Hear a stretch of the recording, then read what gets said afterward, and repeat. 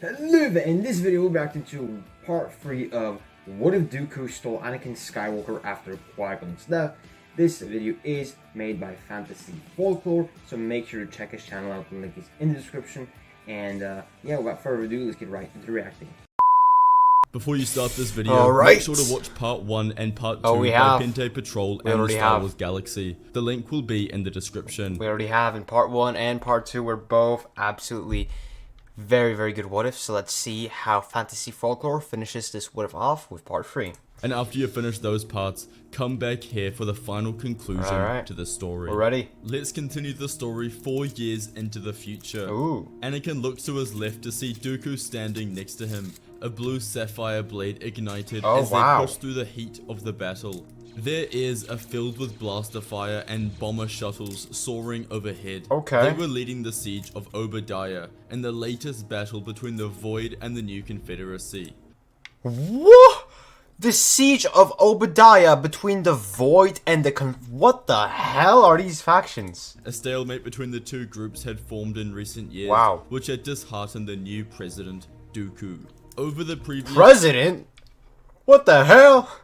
Years, Dooku continued to have visions of a Zabrak warrior, the same vision he had during the peak of the Clone Wars. This worried Dooku deeply. With Palpatine's death, he expected the darkness to completely diminish. However, this was not the case, and its presence remained. He was now president of the Confederacy and vice president.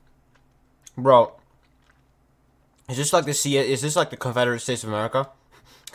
It's called the Confederacy and bro's president. Anakin by his side. They spent their initial years following the end of the Clone Wars implementing changes into their new regime to differ it from the Republic. Dooku expected— one thing though, he's saying regime. So, are they kind of a dictatorship, or what? He and Anakin to be able to do this in the background whilst their military dealt with the Void, a faction of crime syndicates united under one. So Maul's probably leading him here then. We've got the Pikes, the Black Sun, the Hutts, the Pirates. I mean, we got Hondo Naka here. Who else was there? I mean, there was a lot of other crime factions. Rule and pioneered by Jabba the Hutt. Dooku knew they had to rid the galaxy of the crime syndicates to truly move forward. However, the lack of efficacy of their military against the Void started to anger Dooku. He and Anakin had stayed out of the fight this entire time, utilizing their time more effectively. Bro, if they entered the fight, they would help a lot. Effectively in the political sphere instead of on the battlefield. But the stalemate had gone on too long as they decided together once again to join the front line. This brings us to the Battle of Obadiah, as Dooku and Anakin stand side by side, blue blades drawn as they stride across the drawbridge, holding the gate to the capital city, Zyphros. With the city captured, Obadiah will be theirs, and this victory against the Pike Syndicate, that will be a very victory, you know?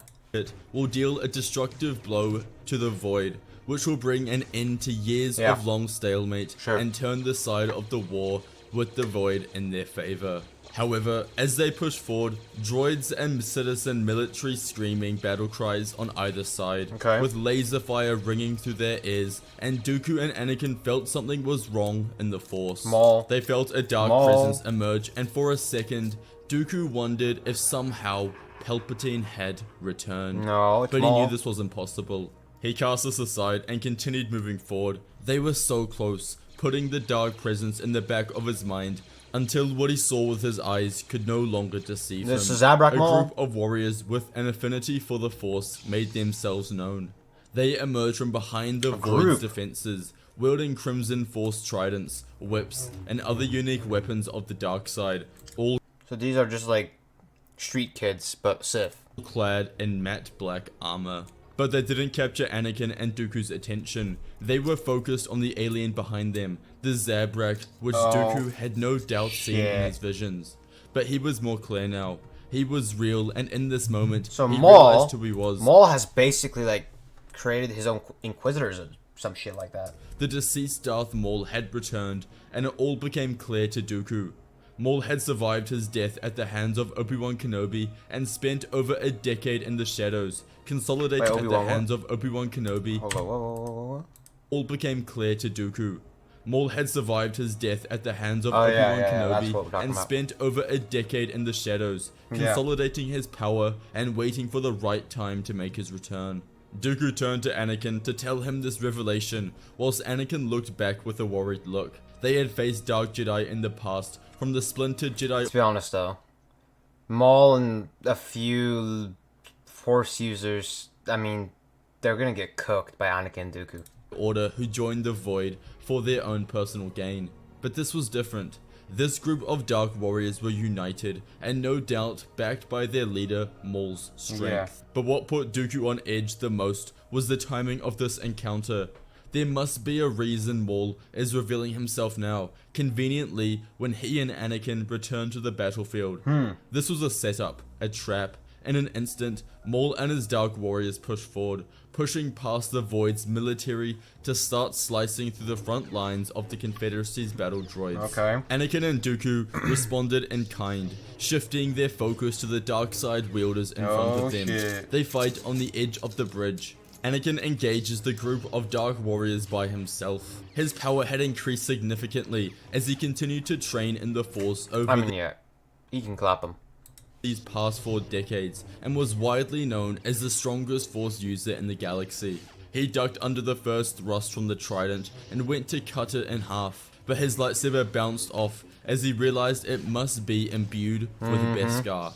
A Force whip came for his throat, but he held it back with one hand, using the Force, whilst his other hand held up his saber as he blocked a crimson saber attempting to cut him in half whilst in front of him. A dagger soared through the air towards his throat. At the last second, Anakin cast up a Force bubble as the dagger bounced off, and he twisted to slice down the Dark Wielder of the Force whip and push back the wielder of the Crimson Blade. Someone explain to me in the comments, by the way, how Force whips were effective. In what way? Himself, as he knew he had a fight on his hands. Meanwhile, Dooku stands across from Maul, the tension of the battle rising. Dooku spoke first, declaring that Maul will die here. Whatever alliance he has with the Void is insignificant, as he won't live long enough to carry out his futile plans. But Maul smirks in response, proclaiming that he'll gut Dooku here like he did his apprentice. Silence ensues as Maul follows, explaining that everything that's happened the last 4 years has been because of his imagination. He and the Dark Jedi aligned with him have stayed hidden for all this time and forced this very stalemate to lure himself and Anakin out to Obadiah to kill them and turn the tide of power in the galaxy. Maul, Anakin is a chosen one. He's trained super much since he was a little kid. And then you're facing Dooku, the best duelist in the galaxy. So, you're cooked. See, there was enough talking, and they both brandished their blades and rushed towards each other. The tide of the battle starts to turn. Dooku can sense in his surroundings the number of battle droids are decreasing. He can sense Anakin's fight. He's killed one of his attackers, but the remaining 6 are pushing forward and Skywalker's fatigue is rising. Dooku can sense the outcome of the battle. If they continue on this path, both he and Anakin will die here. Dooku pushes Maul back with the Force and summons the Force inside of him. Gathering what hint of his past connection to the dark side remained. I was about to say, I hope he cooks them with fucking Force lightning. Bakes them. Summoned Force lightning from his fingertips and sent it directly crackling into the ground below them. Hell yeah. With this, everyone's attention turned to Dooku as the bridge started to oscillate side to side, his lightning crackling completely through the stone, and the collapse of the bridge was imminent. However, instead of cracking the bridge towards the side connected to the city, his lightning was located around the center of the bridge in order to capture most of the Void's forces in the collapse. Dooku turns, locking eyes with Anakin, and uses the Force to push him back to safety on the side of the bridge. Anakin stands, realizing what Dooku is doing. He's sacrificing himself to collapse the bridge and take down Maul with him, the last obstacle in their path to establish complete Confederacy control around the galaxy. But Anakin won't let him. He stands and goes to rush forward, but as his eyes meet Dooku's, his father sticks out his hand with the Force and signals for him to stop. Anakin becomes static as Dooku's voice enters his mind, telling his son to carry on their legacy, that the galaxy is now under his control and it's his duty to steer it down the correct path. Truly emotional. Maul senses what's happening and commands his Dark Warriors to attack Dooku whilst he turns and runs for it. It's gonna be close. The bridge cracks in half as the distant section falls with Dooku and the Dark Warriors falling to the deep chasm below. Anakin calls out to his father, but knows with this, he has become one with the Force. Maul only just makes it to safety, hanging from one of the durasteel bars that connected the top of the bridge, and stares down intensely at Anakin, Oh, wow. his deep yellow eyes fixated on his true target. But Anakin knows their fight will come, as he turns and gives Maul can cook. I mean, Anakin can cook Maul. up the invasion of Obadiah. Anakin returns to the Confederacy Senate with reports of Dooku's death. He explains how the Void have deceived them all for years, that they have all been secretly led by the resurgent Sith Lord Maul. Wow. For the last 4 years, they've been holding back their forces until now, and Anakin decides defeating them will become the top priority of the Confederacy. The Void is the last obstacle that stands in the way of the Confederacy bringing prosperity to the galaxy. Anakin contacts Mace Windu and the rest of the Jedi Council on Tython, and provides them with similar reports of Dark Jedi joining the Sith Lord Maul. Anakin asks them how many Jedi are unaccounted for. Following the Great Jedi Divide, Windu states that over 200 are unaccounted for. 200? You're telling me there's a possibility that Maul has 200 fucking Dark Jedi under him? That's just great. They determined that a large portion of these must have joined Maul and the Void. Wow. Anakin asks them for support in the following fight against the Dark Jedi, who agrees and will provide him with a portion of their forces. Let's go. Meanwhile, on Nal Hutta, a totally different conversation was going on. Maul returned to where the leaders of the Void met.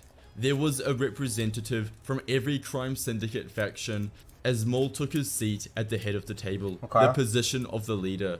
He detailed how their mission was half of a success, that Dooku's death was key, and now only Skywalker remains. The leader of the Black Sun, Shizor, asked Maul what his plan for Skywalker was, that there's no way he has the power to defeat the Chosen One.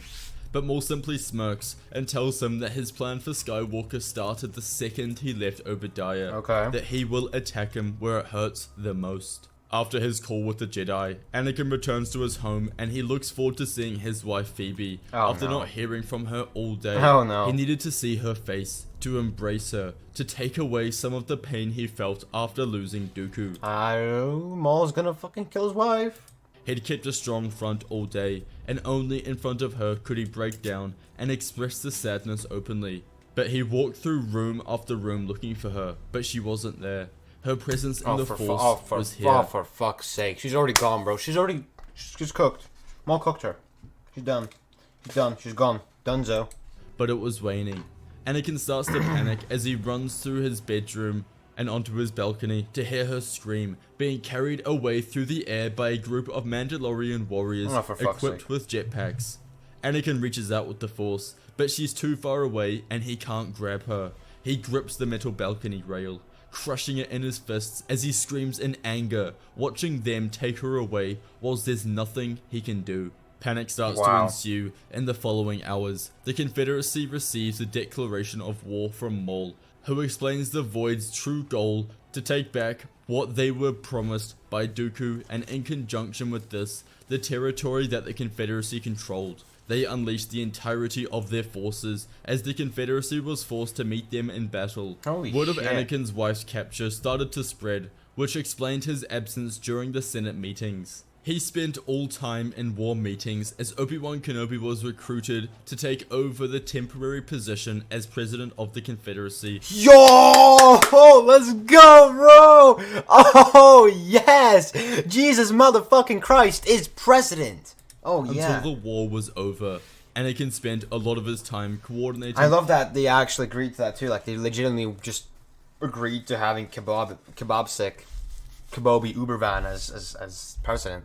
The war effort, planning battles, and spent some time on the battlefield. He wanted to win the war badly, but his primary objective was to find the location of where his wife was being kept. he can still feel her presence in the Force, so he knows she is alive. But he's afraid of what Maul might be doing to her. This pain almost becomes too much to bear as he starts to feel the emotions he felt during his early training. Little Annie's depressed. He can feel the dark side wanting to rise inside of him, wanting to burst like a flaming volcano on Mustafar, but he knows better. He won't tarnish his father's memory. He thinks of the last words Dooku left him, "Carry on our legacy," and knows to embrace the dark side would be an embarrassment to his memory. In these desperate times, Anakin wasn't opposed to using desperate measures to find Phoebe.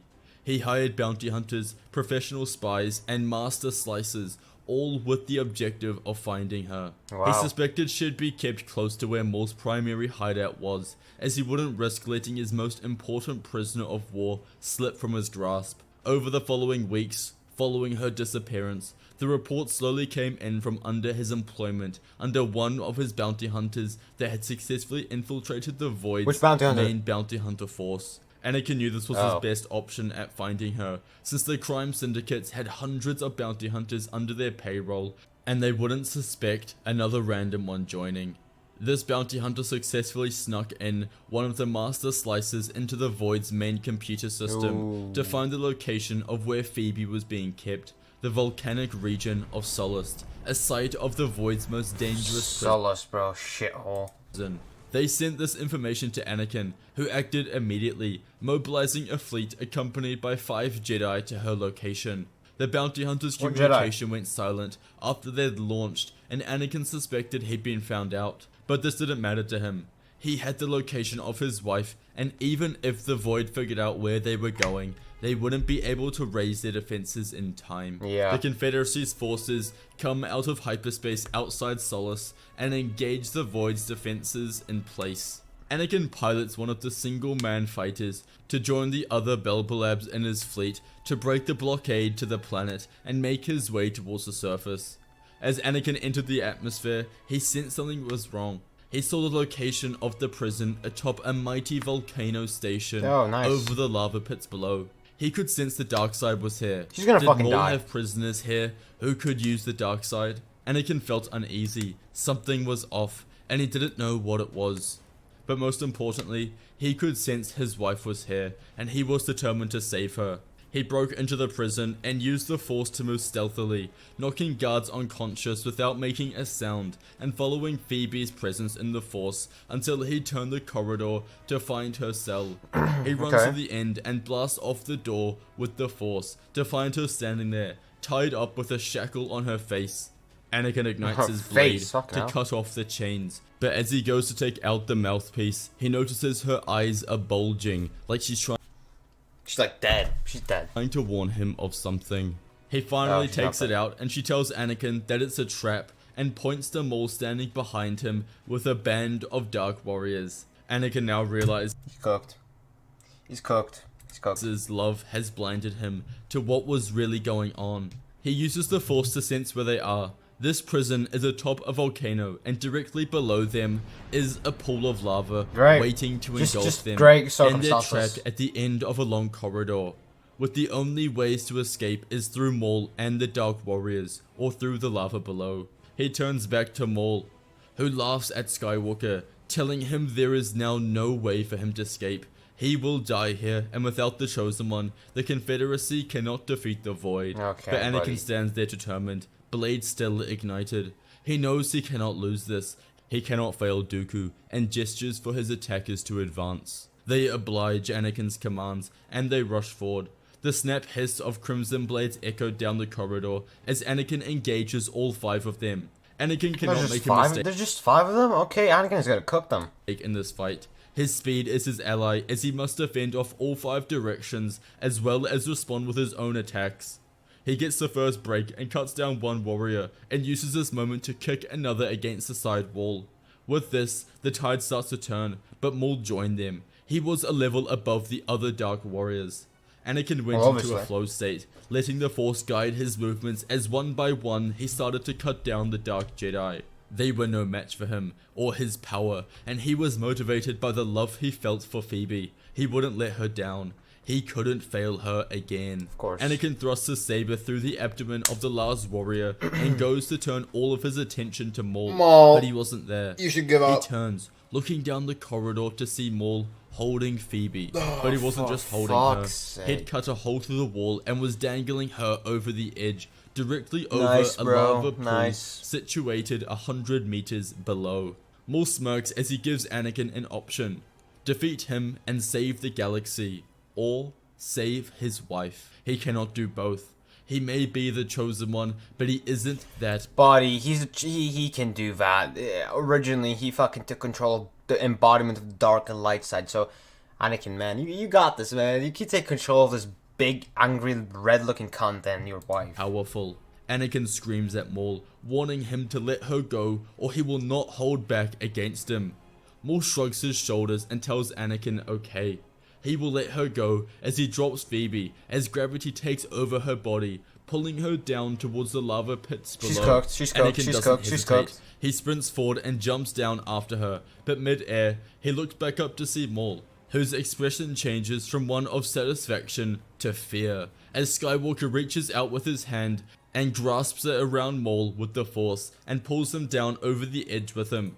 The three of them were now in a freefall as Anakin delves hands first, improving his aerodynamics and decreasing his air resistance. Man, what's this Fortnite all looking fucking skydiving down to the Fortnite volcano? Which allows him to catch up with Phoebe. He grabs onto her tighter than he ever has before. He feels Maul grab his foot, but Anakin pulls back with his other and kicks Maul square in the forehead, sending him flying away.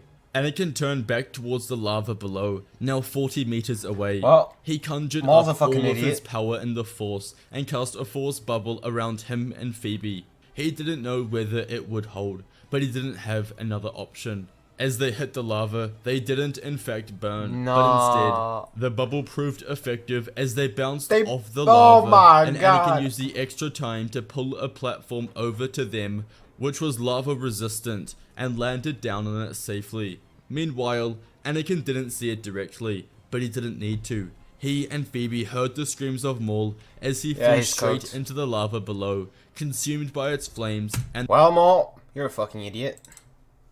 The dark presence Anakin had felt when he arrived had now dissipated, lifeless. Anakin hugs his wife deeply as they make their way to the edge of the lake and ultimately escape from the planet. Reports of Phoebe's rescue disseminated whilst Anakin returned to the Confederacy Senate. He announced the death of the Void's leadership and how this would mark the first day of their defeat. He returned to full time as president, with Obi-Wan staying on as vice president, and together over the following weeks coordinated the war effort, driving the Void and their forces further into the Outer Rim until eventually the Void Council was captured, dead or alive. And with this, the war was finally over. Now the Confederacy were truly the sole governing power in the galaxy. It shows how weak the power structure of the Void was, though, because Maul died and boom, suddenly they're just done for? Like, come on, man. And Anakin could focus completely on creating the galaxy he and his father had envisioned. Months went by as the Confederacy slowly gained more and more territory that it had lost in the war with the Void, and they branched out into the Outer Rim as well as core worlds of the Republic. Over these months, they were forced to send their droid forces as part of their method to keep the worlds in line. But Anakin knew this was only temporary, as he didn't want the galaxy to be controlled by fear, but rather inspired to be unified under the Confederacy after they would see the change implemented. That's a good sentiment. They began implementing many policies, starting with economic reforms, privatizing energy and resources under the Confederacy government. My guy's actually a good president. Wow. And using the profits to fund the Universal Rights Act, the pioneering legal bill. Fantasy Folklore, man. What are we doing here? Are we like getting into some JFK politics stuff? I mean, I'm liking this. I like politics. So this, you know what? I like this. Like, I'm a politics enjoyer, man. Attack of the Clones. Love it with all the politics. So yeah, I like how he's specifying all this stuff. Of the Confederacy, which ensured every citizen, regardless of species, would have access to basic rights of housing, literally Civil Rights Act, bro. Literally, I love it. Food and water. This was only the beginning, and it was in its early stages, but this would set the precedent of what the Confederacy would become. A government that served the people rather than institutions, exactly what Dooku had envisioned. One evening, whilst on their home on Serenno, Confederate States of the Galaxy. Anakin sat with his wife, his mother Shmi, and the rest of the Lars family. They enjoyed a meal together, talking about the past, but also how the good times are ahead with Anakin and his political reformations. Phoebe speaks up, telling them all that she has a surprise, that she's pregnant, and she and Anakin are having a baby girl. Oh my god! He can't believe it. He's always wanted a family, and the joy he feels is unexplainable. 9 months later, Phoebe gives birth to his first daughter, Darla, as he stands with her on the balcony. Darla. Okay, is Anakin still simping on Amidala? Looking across the grassy plains of Serenno as he sees something sparkle in the distance. 2 figures appear from the sparkle. Force Ghost. 2 he will always recognize. The Force Ghost of his first master, Qui Gon Jinn, and father, Dooku. They smile at him and Anakin returns the gesture. No words are said. They don't need to be. Anakin knows why they're here. Beautiful. They show him that they're proud of him and what he's accomplished with the Confederacy and his family. Anakin holds his gaze and is more determined than ever to lead the galaxy into a brighter future. Thanks for watching, everyone. Okay, so I know that I gave Part 1, which was made by Star Wars Galaxy, Part 2, which was made by Penty Patrol, both of them 10 out of 10, probably even more. They were both super good. And Part 3, I mean, Fantasy Folklore, man, you delivered. It is a very, very great and poetic end, I'd say, to this 3-part story. So I gotta give this a 10 out of 10 too. Like, I love this. It's a great what if. And yeah, 10 out of 10. Let me know what you guys would rate this what if out of 10 in the comment section down below. Whether you agree with my 10 out of 10 rating or if you don't, and why. And that is it for this video, guys. I hope you enjoyed. If you did enjoy, make sure to subscribe to Fantasy Folklore for more awesome what if content. And do not forget to subscribe to my channel. Leave a like and turn on those notifications if you want to be notified next time I post a video like this. We of course react to a Star Wars what if every single day other than Fridays. Also, make sure to join our Discord server, and if you want to support the channel and get exclusive perks, consider joining our Patreon. And yeah, that is pretty much it for this video, guys. Thank you so much for watching. This is the way I'm in the Force be with you. Until then, I'll see you next time. Hey, you didn't watch it? Well, check out the video on the left side of the screen, which is specifically recommended for you, or check out the playlist on the right of the screen, which contains similar videos to this one, made by me, of course. Hey, remember, subscribe.